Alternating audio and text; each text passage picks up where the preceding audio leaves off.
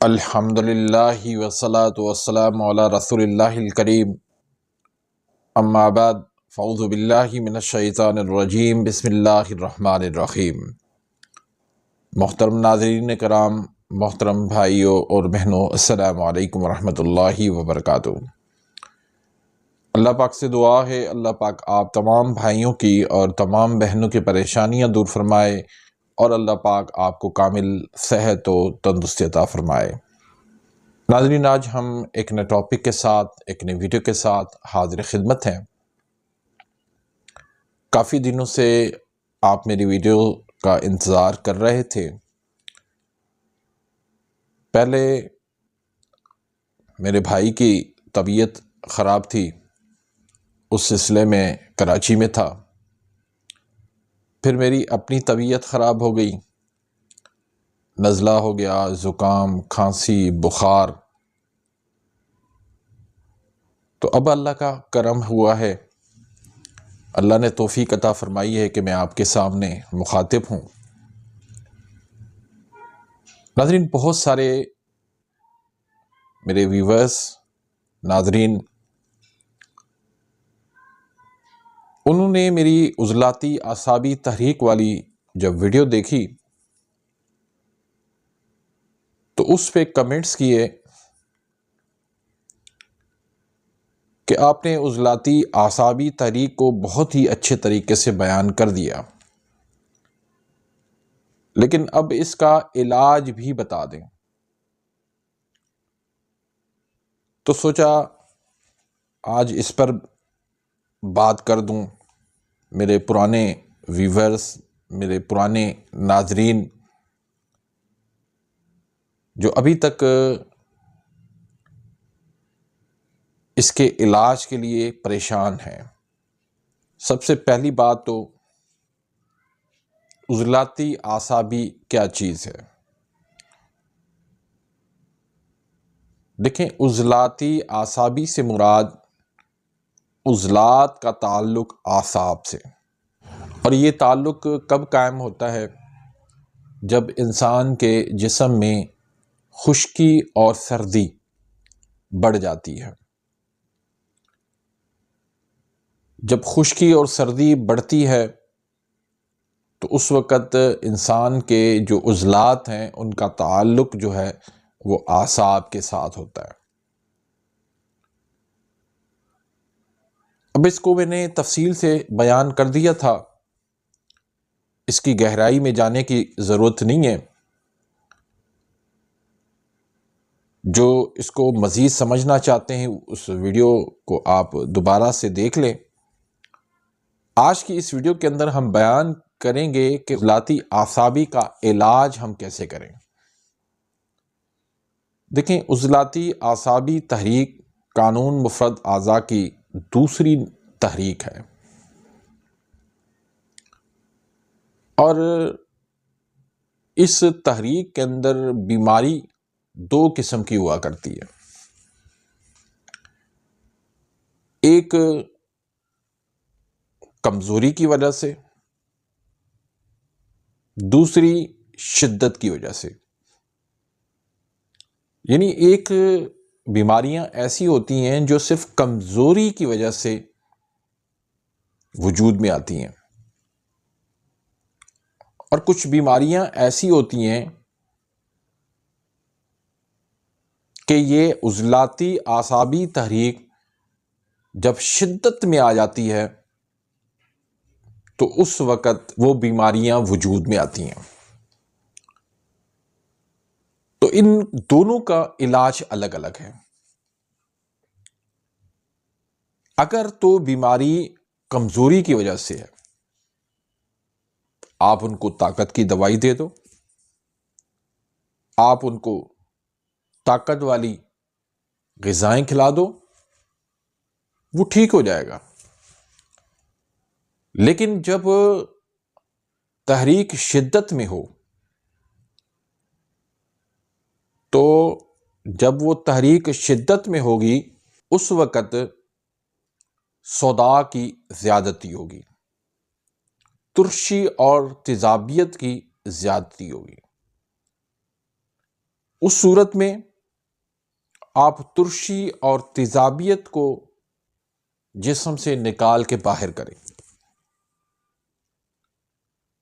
تب ہی آپ اس مریض کا علاج کر سکیں گے۔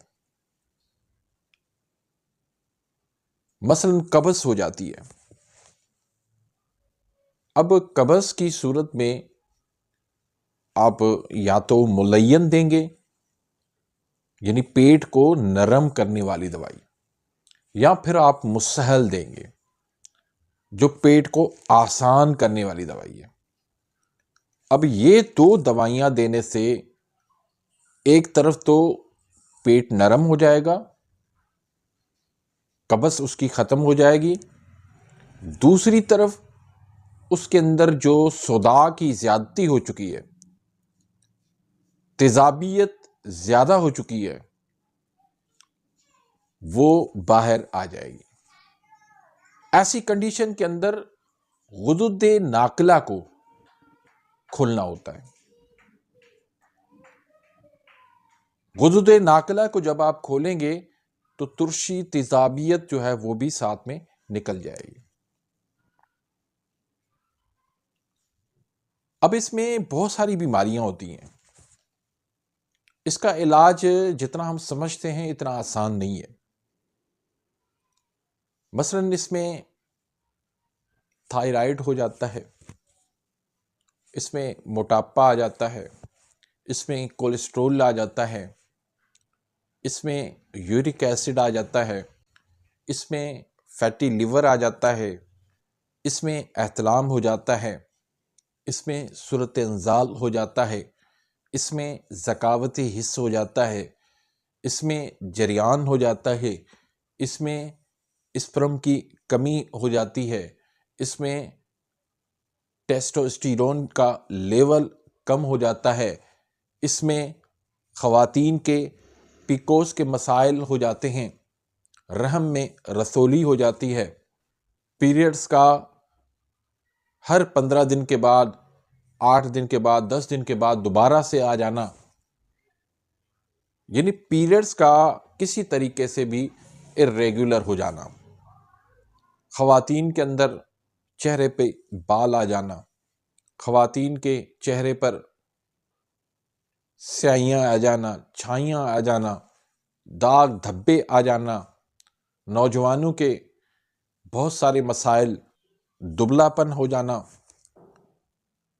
پھر بوڑھوں کے اندر گھٹنوں کے مسائل، جوڑوں کے مسائل، نظر کی کمزوری کا ہو جانا، جگر کا مسئلہ ہو جانا، لیور سیروسز ہو جانا، یرکان کا ہو جانا، ہیپاٹائٹس کا ہو جانا، دماغ میں رسولی کا ہو جانا،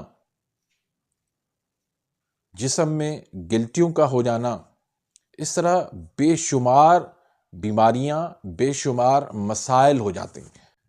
اب سب کا علاج آپ کسی ایک دوائی سے نہیں کر سکتے،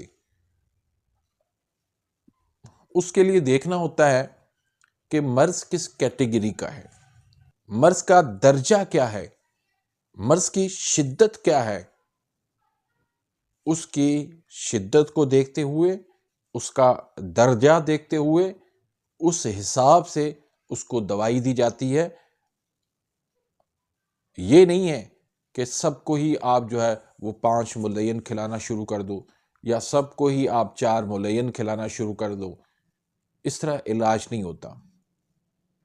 یہ ایک حکیم کا کام ہوتا ہے، یہ ایک معالج کا کام ہوتا ہے، اچھے طریقے سے اس مرض کی تشخیص کرنا کہ یہ کس درجے کا مرض ہے، اور پھر اس کا علاج کون سے درجے کی دوائی سے ہوگا۔